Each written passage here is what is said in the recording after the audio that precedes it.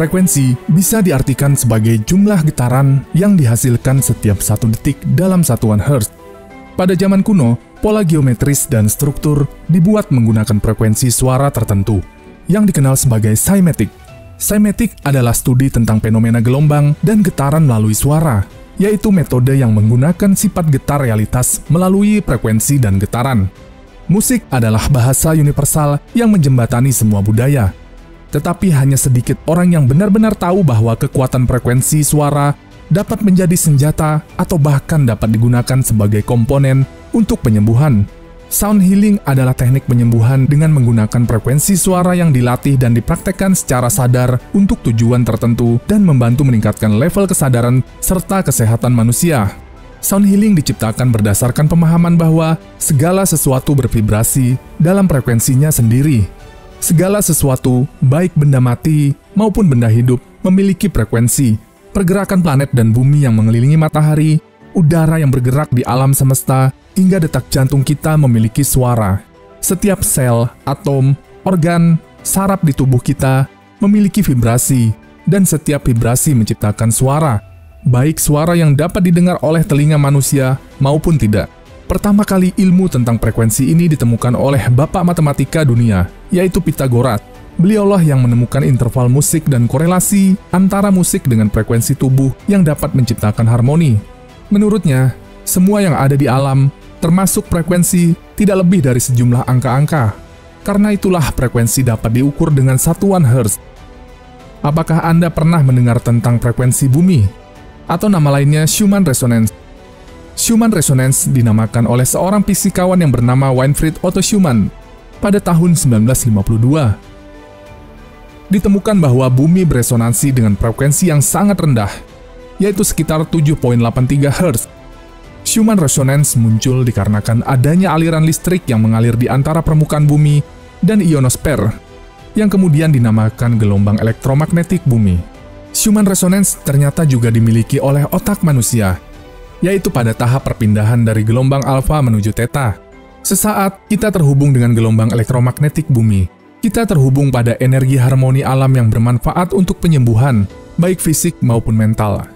Inti dari penjelasan ini adalah kita sepenuhnya terhubung dengan segala sesuatu yang ada di sekitar kita, cara frekuensi yang mempengaruhi keadaan kita baik disadari maupun tidak. Setelah kita memahami bahwa setiap frekuensi menciptakan suara, maka kita menjadi lebih sadar, baik dalam menjaga kondisi pikiran dan juga mental kita, karena pikiran dan emosi juga memiliki frekuensi sendiri, di mana tubuh kita akan merespon dengan sangat cepat. Pikiran yang buruk otomatis akan membawa perasaan menjadi buruk juga, dan kemudian mempengaruhi seluruh jaringan sel, organ, hormon, hingga keseluruhan tubuh kita. Kebanyakan penyakit sesungguhnya diciptakan atas dasar frekuensi yang biasa kita ciptakan sehari-hari. Secara general, frekuensi suara yang paling banyak digunakan di dalam sound healing adalah frekuensi 432 Hz, yang merupakan frekuensi alam. Setiap frekuensi memiliki manfaatnya sendiri, dan setiap musik memiliki frekuensi yang berbeda-beda.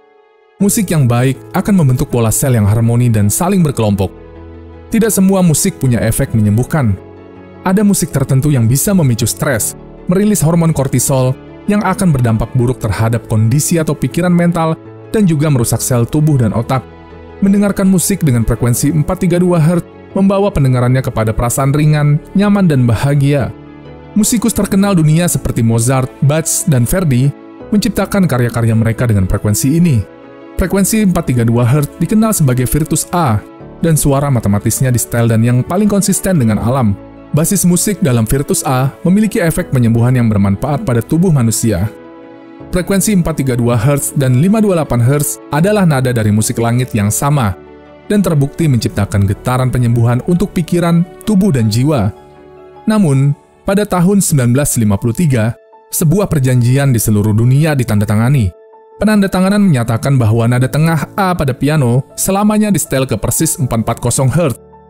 Frekuensi ini menjadi referensi standar ISO 16 untuk menyetel semua alat musik berdasarkan skala kromatik, yang paling sering digunakan untuk musik di barat.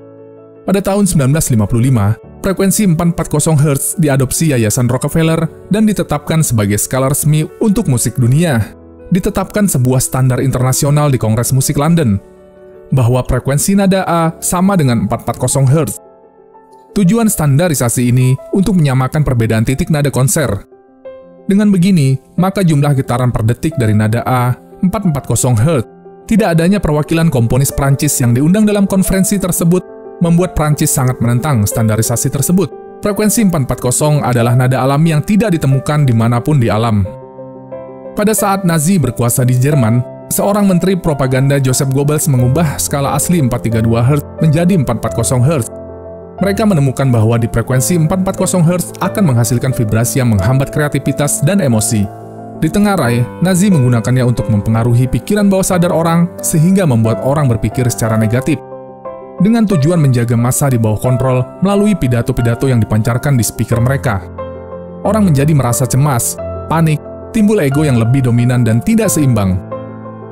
Begitupun dalam sejarah musik, telah terjadi perdebatan panjang mengenai standarisasi penyematan alat musik antara 440 Hz dengan 432 Hz, dan masih banyak informasi tentang vibrasi dan frekuensi yang disembunyikan dengan tujuan tertentu. Seorang psikolog asal Amerika Serikat, Dr. Joseph Puleo, melakukan penelitian tentang frekuensi. Hasil penelitiannya dikenal dengan nama solfeggio frekuensi.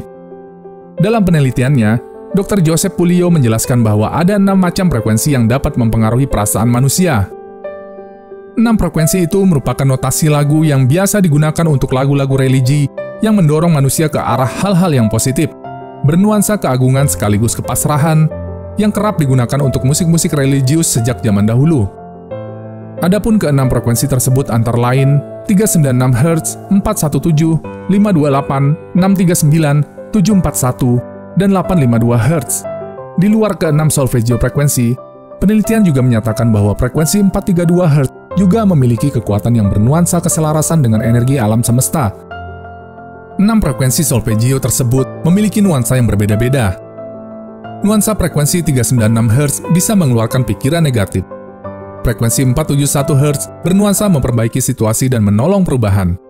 Frekuensi 528 Hz memiliki kekuatan dan daya dorong untuk transformasi dan keajaiban. Frekuensi 639 Hz bernuansa membangun hubungan atau relationship.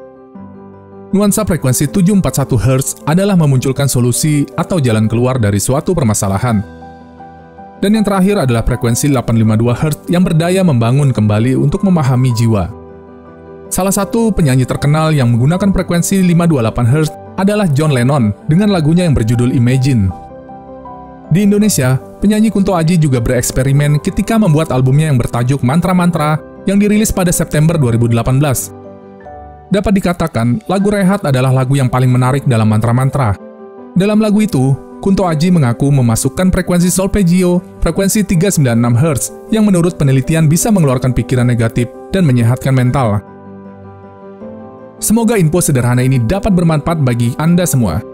Jika Anda suka dengan video ini, jangan lupa like, share, dan subscribe channel Republik Kreator agar channel kami terus berkembang.